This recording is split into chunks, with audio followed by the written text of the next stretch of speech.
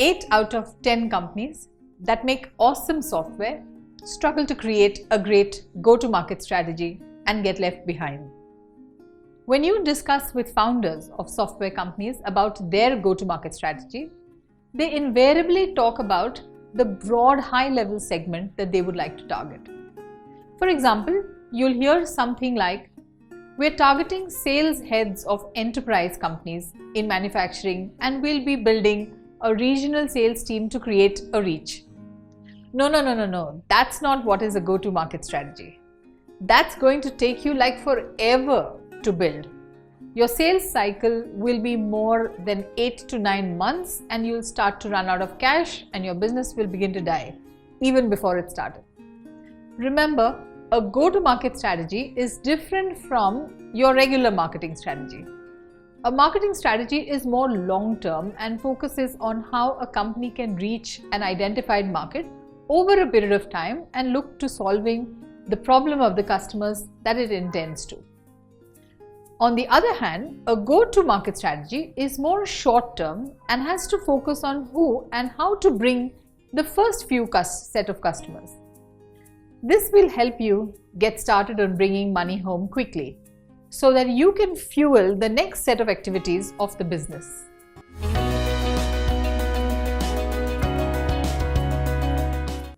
Hey there, I'm Tabish Bibikar and I coach and mentor founders of software companies to build scale in their business fast. In this video, I'm going to talk about how to create a great go-to-market strategy that gets you results.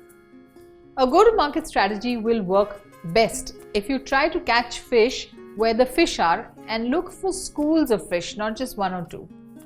Also look for fish that are closer to home so that you don't run out of gas trying to reach them far and beyond.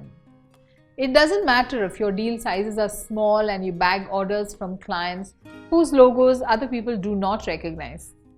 At least you have orders in hand and the product will start to get used and proven steadily. It's also important to retain these clients. We don't want to be onboarding customers and 6 months down the line realize that all of them or most of them have already left you and you have to get back to square one. So here are 3 principles to stick to while creating your go-to-market strategy. Number 1, nail down your ideal customer profile. This requires you to think deeply about the characteristics of an early customer. Who is most likely to buy from you? Think about the size of their company. Think about what exactly they sell in turn. Think if your product or service will genuinely solve the problem for them. If your price would be best fit for them. Will it be possible for you to retain them on a long-term basis and consistently? Also, the ideal customer that you identify must be easy to look up and search. You will need to create a database of these people that you want to target. A number of entrepreneurs build their ideal customer profile around wanting to target enterprise businesses as their first target. Think again, if that's really where you should be going. The buying cycles of an enterprise customer are far more complex than the buying cycles of business owner-driven companies. Do you really need to go after enterprise-level customers at all? Maybe you can get started with small and then keep building on to try and hit the enterprise level at a later date. The number 2 principle that you should remember is do the math. Of course, when you get started, you should give yourself a target of what kind of revenue you would like to achieve by the end of the year. Use that revenue number to back calculate how many customers you would need to earn that revenue number based on what would be your average selling value of a deal. Keep going backwards to calculate the total number of leads you would require to achieve that count of customers. Use a thumb rule of sales conversion. If you don't have a benchmark for now, that's all right. The total number of leads you need to generate in that year will become your marketing target. The number 3 principle, choose your marketing channel carefully. Take a close look at the leads target number that you have set.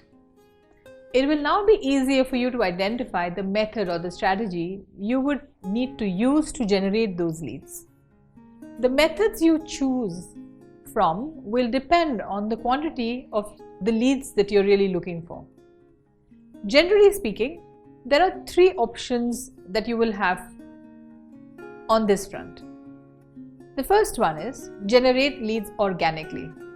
That is via social media, referrals, word of mouth, outbound calling, email campaigns, blogging and SEO and so on and so forth. Okay. So generating leads organically requires time and the volume is generally low, but the quality will be high. The other method of generating leads is paid advertising. Paid ads like the ones on Facebook, on LinkedIn, on YouTube, Google ads maybe, or any other channel would fall into this category. Paid ads generate leads much faster. The quantity of leads can be large, but generally the quality is quite low. Also, advertising requires a lot of cash flow to support it on an ongoing basis. The third method is partnerships. Partnerships are one of the fastest and the most efficient way of scaling your software business. Building strategic alliances is a great method. If you choose the right partner, then leads will start to come your way quickly and at high quality. Choosing the right partner to work with and making the relationship work takes time, but once you've got your arms around it, it's going to be upwards from there. So pick and choose a method to market and generate your leads depending on the volume of leads you need. Ensure you make it repeatable to get these leads coming in consistently and not just once in a while. And then you're good to go. If you need help to build your go-to-market strategy, feel free to reach out and I'd love to help. I will teach you all the step-by-step methods and handhold you on all of the how-tos and ensure you succeed. Do work with your coach to build this into your business. Change your thinking, change your results. If you've liked this video, please do not forget to like and share. Also subscribe to our YouTube channel to see more such videos sharing tips on scaling up. Thank you for watching.